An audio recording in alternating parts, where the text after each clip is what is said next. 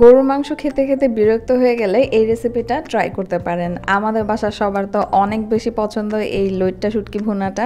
এই টাইপের খাবারগুলো মুহূর্তে মুখের রুচিটা বদলে দেয়।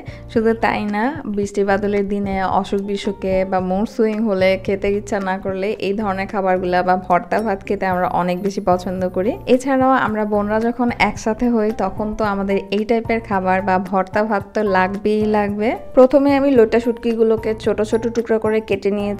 তারপর একটা ফ্রাই প্যানের মধ্যে খুব ভালোভাবে সময় নিয়ে নেড়ে চিড়ে খুব ভালোভাবে ভেজে নিয়েছি। তারপর গরম পানি দিয়ে খুব ভালোভাবে ওয়াশ করে নিয়েছি, কিছুক্ষণ ভিজিয়ে রেখে। তারপর একটি কড়াইতে আমি পেঁয়াজ দিয়ে নিয়েছি একটু বেশি করে। তারপরে অ্যাজ ইউজুয়াল মশলা ব্যবহার করেছি, আদা রসুন লবণ হলুদ মরিচ আর একটু জিরার গুঁড়া দিয়ে দিয়েছি, এতে এক্সট্রা একটা ফ্লেভার আসে। তারপর এর মধ্যে টমেটো দিয়ে দিলাম। এই টমেটোগুলো আমি ডিপ ফ্রিজে সংরক্ষণ করেছিলাম, শীতের দিনে টমেটো এগুলো। তারপর মশলাটাকে ভালো করে ঢেকে নেড়ে চেড়ে অনেকক্ষণ ধরে কষানোর পর এর মধ্যে শুটকিগুলোকে দিয়ে দিলাম। তারপরে আবারও একটু পানি দিয়ে খুব ভালোভাবে জাল করে নিতে হবে, প্রায় 10-12 মিনিটের মতো। একেবারে ভুনা ভুনা হয়ে গেলে তারপরে কিছু কাঁচামরিচ দিয়ে দিলাম। আর এক্সট্রাভাবে আমি এখানে লেবু পাতা ব্যবহার করেছি একটা সুন্দর ফ্লেভারের জন্য।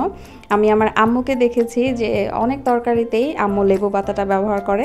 লেবু পাতাটা ব্যবহার করলে না খুব সুন্দর একটা গ্রান পাওয়া যায়, এতে খেতেও কিন্তু খুব ভালো লাগে। এটা আপনারাও ট্রাই করে দেখতে পারেন বাসায়। এই ছিল আজকের ভিডিওটি ভালো লাগলে লাইক দিতে ভুলবেন না। আর কে কে এই লইট্টা ভুনা খেতে ভালোবাসেন কমেন্ট করে অবশ্যই জানাবেন। দেখা হবে নেক্সট ভিডিওতে। আজকে আল্লাহ হাফেজ।